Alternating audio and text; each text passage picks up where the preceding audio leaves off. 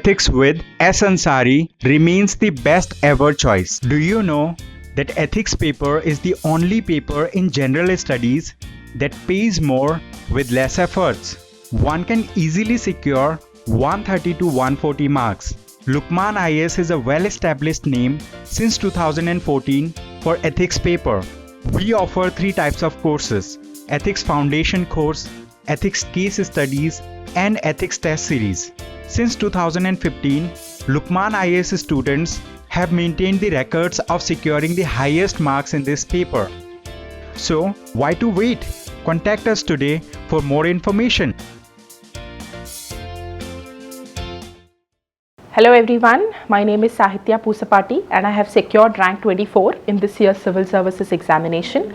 In this video, we will be discussing what worked for me in mains. So mains has always been the Achilles heel for me because that is what I have lost out on in all the 4 attempts that I had given, or at least the 3 attempts that I had given before this final and successful attempt.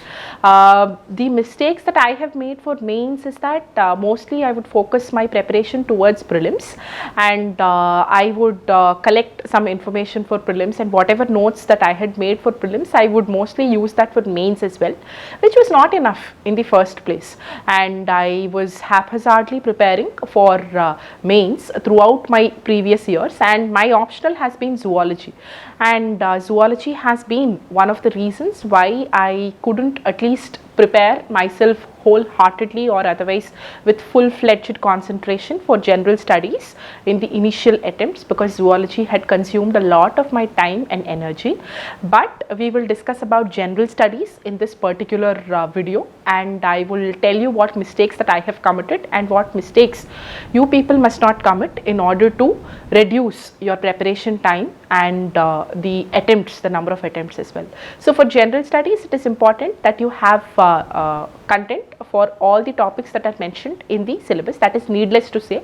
Although it is needless to say, I have seen that lots of people don't have full-fledged notes for all the keywords which are mentioned in the syllabus. Please don't make that mistake.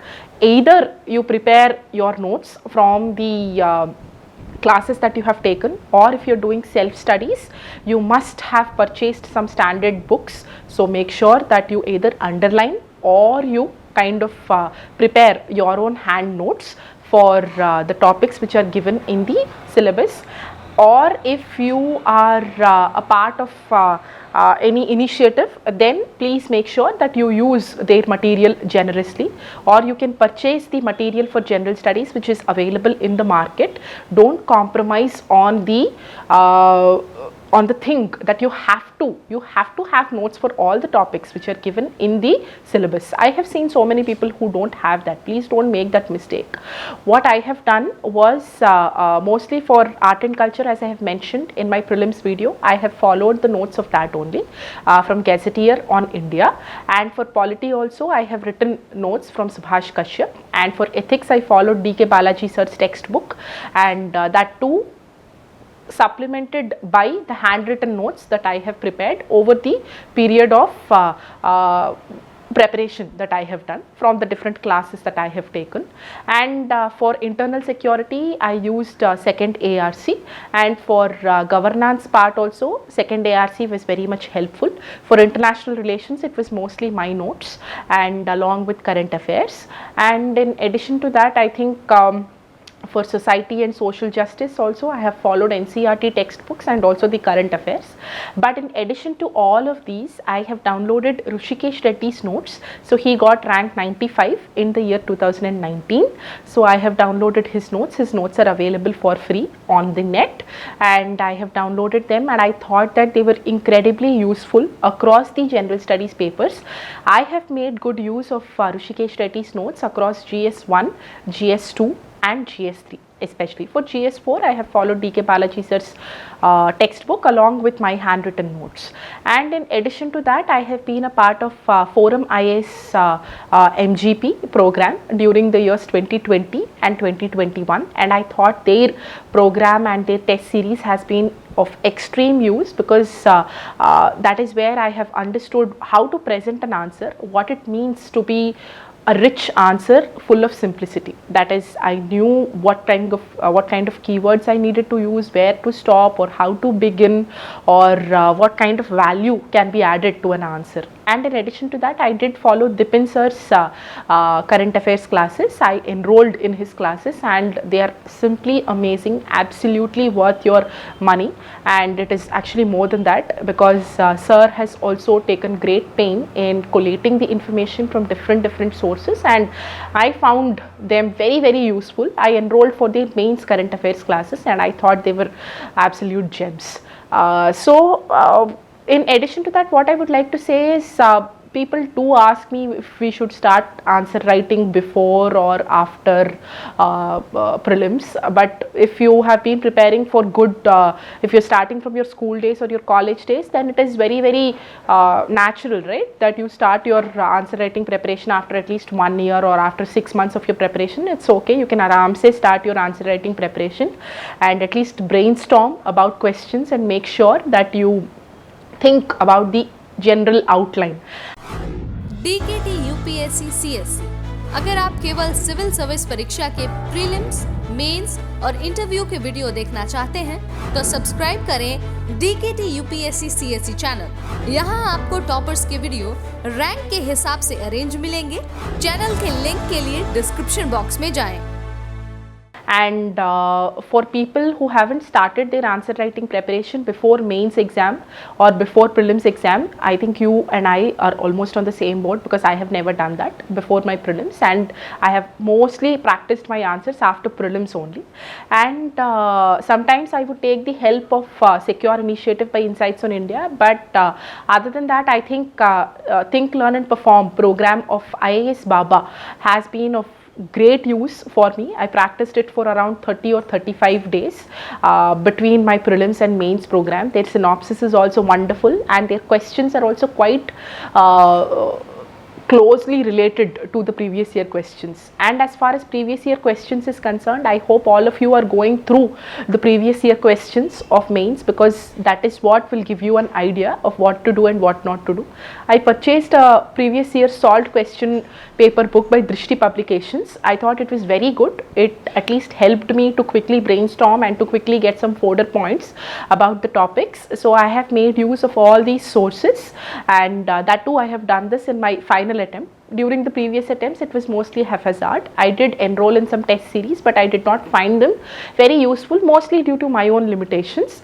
But I thought the game changers this year have been Rushikesh Reddy's notes and my own revision through all these years, and Forum IAS's MGP and Dipin sir's current affairs classes. So I think in my successful attempt, all of these have vastly contributed towards general studies 1, 2, 3 and 4. And as far as essay is concerned, I would like to say that I have consistently scored in 130s in all my attempts, barring the last attempt. In 2021 attempt, I was able to score 127. But I think what worked for me in essays is the creative way of representation, because the floor is generally open during essays, and you have time as well. You have 2 essays and you have 3 hours time, giving 1.5 hours time for each of the essays. So that way essay had been my natural strength in all these attempts, and I was able to reap good benefit from that.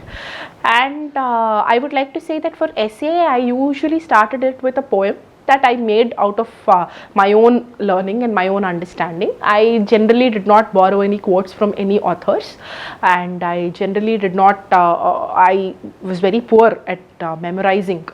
So that way I generally wrote a poem which is very simple, just like how a child would write. Let's suppose a 9th class or an 8th class child would write about a topic. That's what I would do. I would start it with a good introduction, and I would end it with a good conclusion, and I would use good subheadings as well. So it's mostly your subheadings which will catch the attention of the examiner. For example, if you talk about Vivekananda, Swami Vivekananda, then I would talk, or rather than writing Swami Vivekananda and his brilliance, I would write the dynamite from Dakshineshwar who took the world by storm. So that was the subheading I had used.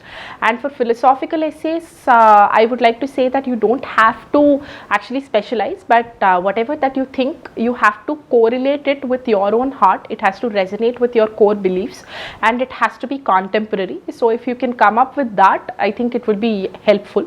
And let's suppose even for the poems that I would start with, let's suppose if we take the example of women empowerment, then you can say, I find her working on the fields, I find her cradling her child, I find her nursing at a hospital, and I find her tailoring through the night. So it's like this, in the sense it's the organic flow of how you look at women or what you feel that women empowerment is. So that way I would mostly make up poems out of my own understanding and out of my own creative sense that I have. And for people who can use anecdotes, it is also very good. But my general style of essay is I would start with a good poem that is relevant to the topic, and I would use thesis statement which would talk about which would outline the contents of the essay, and then I would talk about the subheadings, and then I would conclude it.